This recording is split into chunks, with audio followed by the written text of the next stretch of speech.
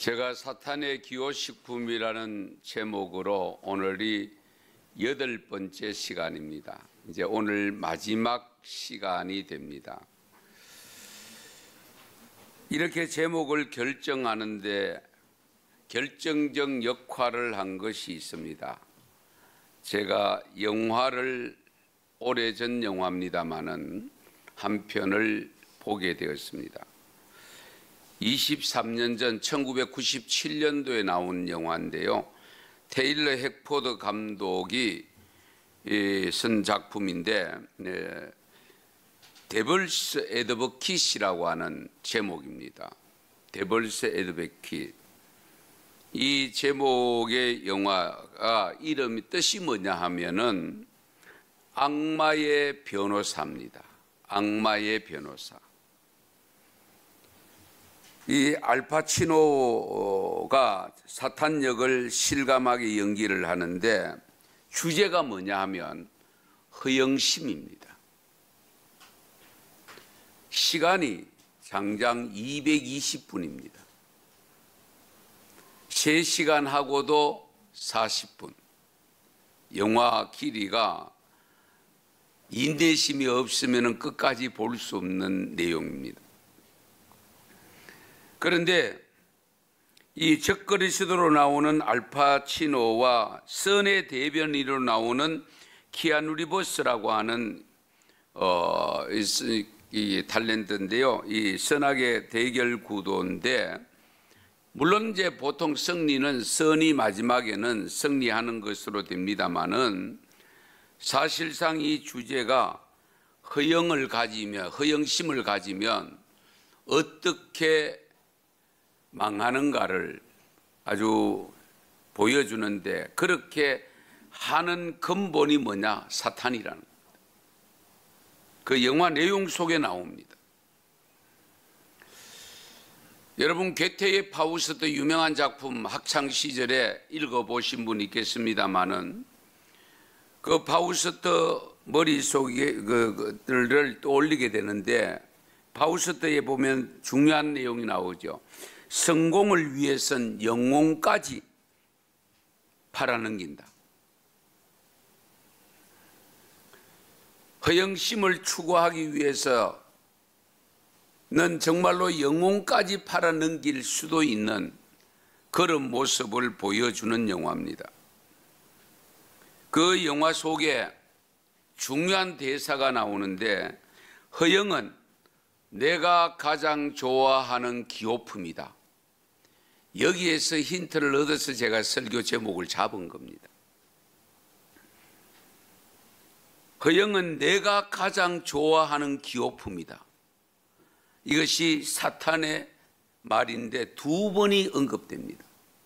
그 긴 영화 속에 언급은 2번밖에 되지 않는데도 불구하고 그것이 현실로 다가오는 것이 있어요. 특히 목사라서 그런지는 몰라도 끝까지 안 볼 수 없는 그런 내용 속에 말씀도 2곳이 됐는데 오늘 본문의 말씀 우리 로마서 16장 19절 20절 말씀 19절 말씀이 언급되고 있고 마태복음 10장 16절 말씀이 2곳이 그 영화 속에 언급이 됩니다.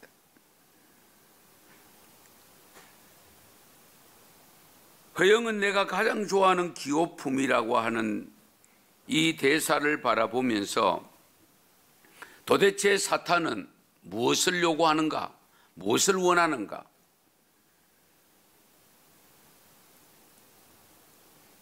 결국 하나님을 저버리게 만든다는 겁니다.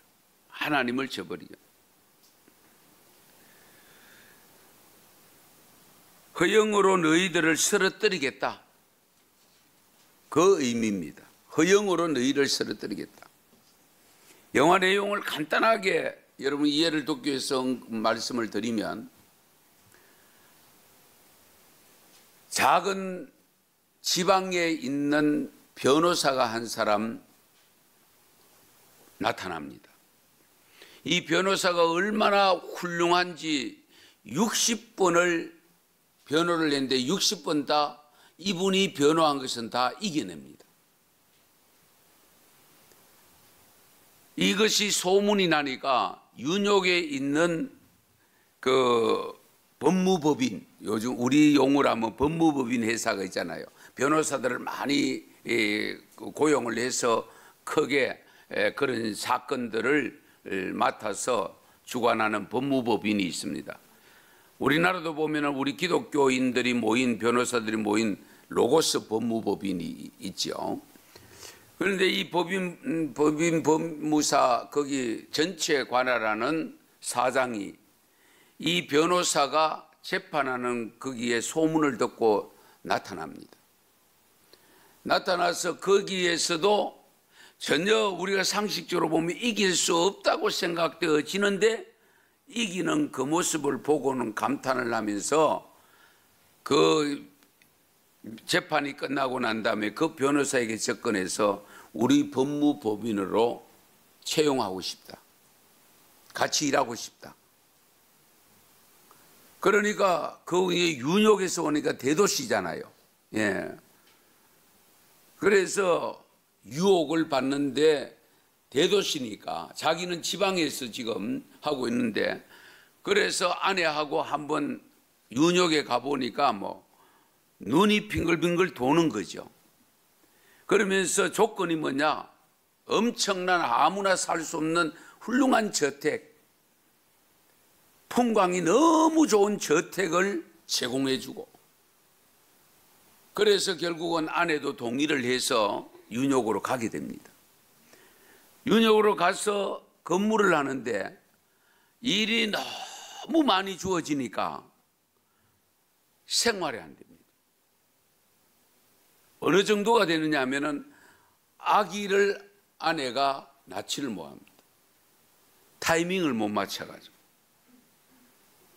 그런데 병원에서 이제는 더 이상 아기를 출산할 수 없다는 선전포고가 됩니다. 그때부터 이 아내는 혼자서 남편은 일한다고 바빠서 못 들어올 때도 있고 들어올 때도 저녁 늦게 들어오고 그러다 보니까 아내가 우울증에 걸립니다. 마귀가 접근합니다. 그리고 악한 환상을 봅니다. 악마가 나오는 환상들을 봅니다. 그러니까 이 변호사가 일은 잘 하고 이랬는데 결국은 아내 잃고 가정 잃고 다 잃게 되는 거예요. 그런데 이 변호사가 유복자입니다. 엄마가 어릴 때에 아버지가 세상을 떠나고 기르는 것으로 되어 있습니다. 그런데 이 엄마가 아들이 이렇다는, 며느리가 이렇다는 이야기를 나름대로 풍문을 듣고 아들 집을 방문합니다. 방문했을 때 광경을 보니까 이 보통 문제가 아닙니다. 그때의 엄마가 인용한 말씀이 마태복음 10장 16절 말씀인데 보라 내가 너희를 보냄이 양을 이리 가운데로 보낸과 같도다. 그러므로 너희는 뱀같이 지혜롭고 비둘기같이 순결하라 하는 이 말씀을 아들에게 일러주면서 결국 내가 잘못했구나. 이제 그렇게 되는 겁니다. 저와 여러분들이 살고 있는 세상이 호락호락한 세상이 아닙니다. 한눈 팔다가는 언제 잡아먹힐지 모르는 정말로 이리떼가 우글거리는 세상입니다. 온순하게 이렇게 살다가는 내가 못 살겠다, 제대로 명대로 못 살겠다 이런 마음 가질 수 있는 그런 환경입니다. 우리나라는 특히 더합니다. 그래서 엄마들도 어쨌든 자녀들이 경쟁에서 살아남도록 하기 위해서 경쟁력을 길러주기 위해서 학원을 2개, 3개 보내고 아이들은 거기에 지쳐있고 그 학비, 학원비 된다고 돈은 또 벌어야 되고 전체가 맞물려서 돌아가는 세상입니다. 그 속에 무엇이 작용하느냐? 허영심이 작용한다는 겁니다. 그런 과정을 거치는 가운데 우리 열왕기상 5장에는 성전 건축 준비하고 6장에 성전 건축이 시작되고 7장에 왕궁 건축이 되어지고 그리고 8장에서는 성전을 위한 연설을 하고 기도를 하고 성전 봉헌식을 합니다. 그리고 9장에 오면은 성전과 궁전 왕궁을 마친 후에 하나님이 솔로몬에게 일러주는 말씀이 기록되어 있습니다. 그 9장에 솔로몬에게 일러주시는 하나님 말씀의 내용을 시간 관계상 다 읽지는 못하겠습니다만은 요약해드리면, 여호와께서는 솔로몬이 드린 기도를 다 들었다. 나는 네가 건축한 이 성전을 거룩하게 구별하여 내 이름을 영원히, 하나님의 이름입니다, 내 이름을 영원히 그곳에 두며 내 눈길과 내 마음이 항상 거기에 있을 것이다. 솔로몬, 네가 만일 너의 아버지 다윗이 행한 같이 마음을 온전히 하고 바르게 해서 내 앞에서 행하면서 내가 네게 명령한 대로 온갖 일에 순종하여 내 법도와 율례를 지키면 내가 너의 아버지 다윗과 약속한 대로 이스라엘 왕위에 오를 사람이 네게서 끊어지지 아니하리라. 자자손손이 이 왕권을 계속 이어가도록 만들어 주시겠다. 만일 너희나 너희의 자손이 아주 돌아서서 하나님을 따르지 아니하며 나의 계명과 법도를 지키지 아니하고 가서 다른 신을 섬겨 그것을 경배하며 내가 이스라엘을 내가 그들에게 준 땅에서 끊어버릴 것이다.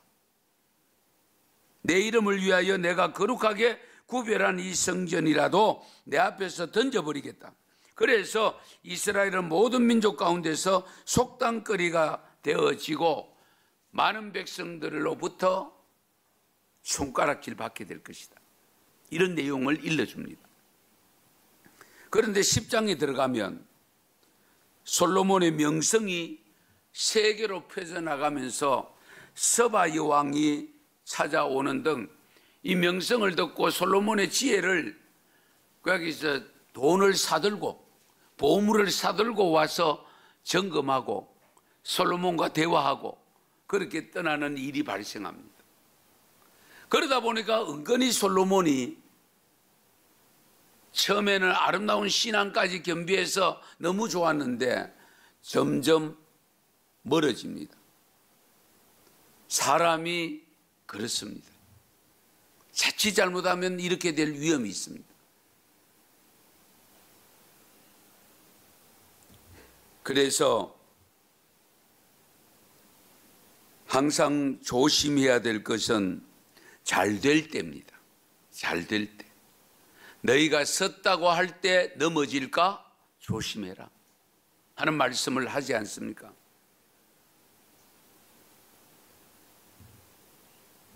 그래서 23절, 그 10장 23절에서 25절 말씀 좀 같이 읽겠습니다. 같이 읽습니다. 솔로몬 왕의 재산과 지혜가 세상의 그 어느 왕보다 큰지라. 온 세상 사람들이 다 하나님께서 솔로몬의 마음에 주신 지혜를 들으며 그의 얼굴을 보기 원하여 그들이 각기 예물을 가지고 왔으니 곧 은그릇과 금그릇과 어복과 갑옷과 향품과 말과 노새라. 해마다 그리하였더라. 아멘. 우쭐댈 만도 하죠. 이렇게 진행되어지는 동안 솔로몬의 마음이 점점 하나님과 멀어지고 있었음을 알 수가 있습니다. 결국은 솔로몬의 마음이 여호와를 떠나버립니다. 그 내용이 오늘 읽은 11장 9절에서 11절 말씀 같이 한번 읽겠습니다. 9절에서 11절입니다. 솔로몬이 마음을 돌려 이스라엘 하나님의 여호와를 떠남으로 여호와께서 그에게 진노하시니라. 여호와께서 일찍이 2번이나 그에게 나타나시고 이 일에 대하여 명령하사 다른 신을 따르지 말라 하셨으나 그가 여호와의 명령을 지키지 않았으므로 여호와께서 솔로몬에게 말씀하시되 네게 이러한 일이 있었고 또 네가 내 언약과 내가 네게 명령한 법도를 지키지 아니하였으니 내가 반드시 이 나라를 네게서 빼앗아 내 신하에게 주리라. 아멘.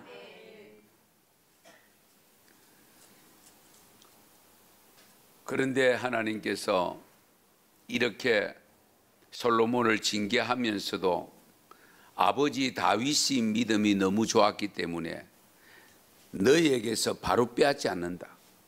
네 아들이 왕이 될 때에 내 신하 중에서 한 사람이 나타나서 나라를 갈라서게 만든다. 하나님이 그렇게. 그래서 솔로몬 다음에 르호보암이 왕이 되면서 여로보암 신하가 북이스라엘을 만듭니다. 예, 안타까운 일이죠. 사탄이 어느 정도로 허영을 좋아하느냐 하면 예수님도 40일 금식한 후에 사탄이 나타나서 3번을 시험하잖아요. 한번 생각해 보세요. 처음에는 40일 금식했으니까 배가 얼마나 고프겠어요. 돌을 가져와서 야, 돌을 떡을 만들어 먹어봐라. 아마 제 같으면 그랬을 것 같아요. 그래, 떡 내 갖고 돌 갖고 왔나? 떡 만들어 먹을게. 물로 포도주로 만드시는 분인데 어떤 모습으로라도 할 수 있을 텐데 말씀으로 물리치잖아요. 사람이 떡으로만 사는 것이 아니라 말씀으로 산다. 여호와의 말씀으로. 할렐루야. 그 다음에 2번째는 위에 성전 꼭대기에 올려다 놓고 뛰어내려라. 그러면 하나님이 받아주시지 않겠나? 하나님이 천사를 보내주셔서 떡마다서 깨끗하게 안 해주겠나? 그럼 못 뛰어내리겠어요? 물리로 그러신 분인데. 그렇잖아요. 그런데도 예수님은 거기에 동조하지 않습니다. 자기의 능력과 권능을 사용하지 않습니다. 그리고는 3번째는 또 높은 산 위에 가가 저 다 봐라. 자기 것처럼 이야기합니다. 사실은 하나님의 것인데 그거 다 줄게. 내한테 절해라. 3번 다 예수님께서 말씀으로 물리치잖아요. 그러면서 거기에 일말에 자기의 능력이 있음을 과시하거나 우쭐대거나 그걸 보여주기 싶은 마음이 일어나지 않겠습니까? 그런데도 그런 것을 철저하게 제거하고 그 허영심에 빠지지 않습니다.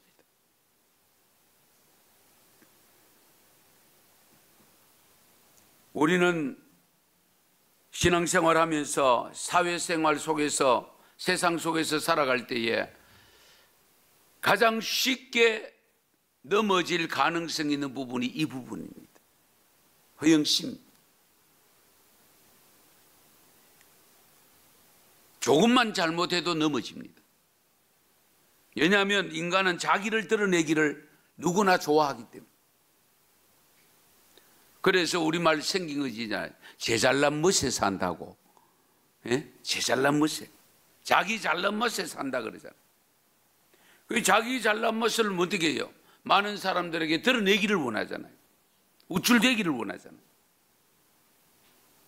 빌립보서 2장 3절 4절에 이런 말씀이 있습니다.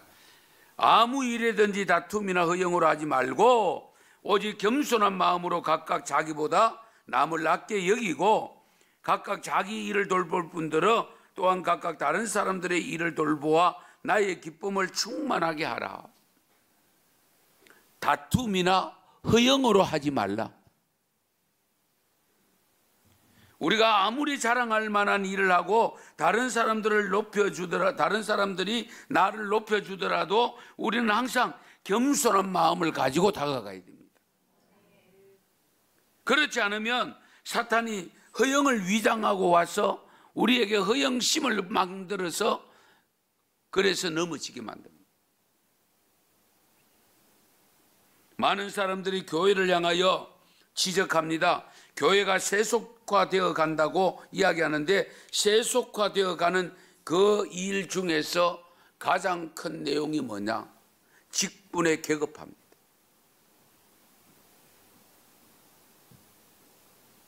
사회가 전체가 계급사회에 있어 살다 보니까 교회 안에 들어와 있는 직분 제도에 대해서도 그런 유혹을 받습니다. 이거 삼가 조심해야 됩니다. 직분과 상관없이 섬길 수 있어야 됩니다. 왜? 우리 예수님은 하나님의 아들로 이 땅에 오신 분이잖아요. 그럼에도 불구하고 뭐라고 말씀합니까? 내가 너희를 발을 씻긴다. 내가 너희들의 발을 씻겼듯이 너희들도 나가서 그렇게 해라고 일러주지 않았습니다.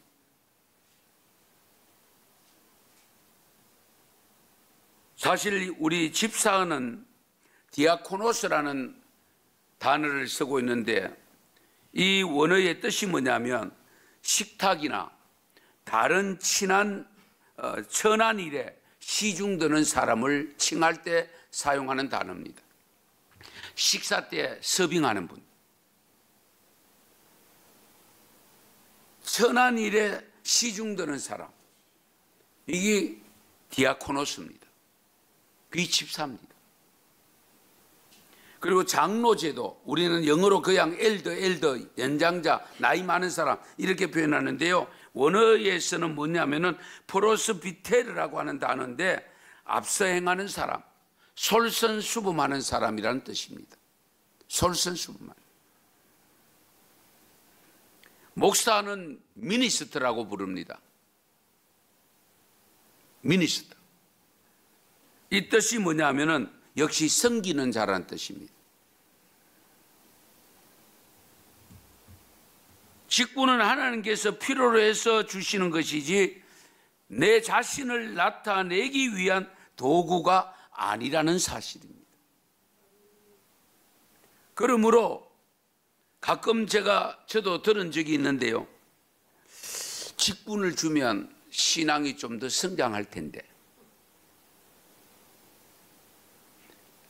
그런 마음 가지면 안 됩니다. 직분이 없어도 직분 가진다 보다 더 아름다운 신앙 가지면 더 훌륭한 신앙 아니겠어요? 예. 그 직분에 맞게 하는 것은, 저는 늘 그럽니다. 하나님께서 왜 공무원 하던 이 오세오이를 목사로 만들어놨냐? 목사 안 하면 제대로 안 될 것 같으니까 이 끄집다 놨던. 저는 그렇게 여기고 있습니다. 만약에 제가 목사를 안 하고 계속 공무원을 하고 일반직을 살았더라면 교회에서 제가 열심히 했기 때문에 장로까지는 될 겁니다. 왜냐하면 안수입사 피태 받아 놓고 신학교를 갔기 때문에 일찍이. 그랬으면 아마 목사 열 잡아 먹었을 거예요. 예?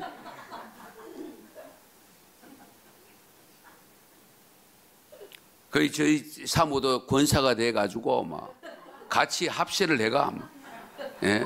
어떻게 했을지 몰라. 그런데 우리 예수님께서 말씀합니다. 인자가 온 것은 섬김을 받으려 함이 아니라 섬기려고 왔다. 많은 사람의 대속물로 주려고 왔다. 이 말씀을 하시거든요. 우리는 그분의 제자들입니다. 그러므로 저와 여러분도 세상 속에서나 교회 안에서나 별로 쓸데없는 허영심에 묶여서 사탄에 미혹돼서 넘어지는 자가 아니라 예수님처럼 그것을 내려놓고 정말 극복해서 하나님 앞에 쓰임받는 삶이 될 수 있기를 축원합니다. 축복합니다.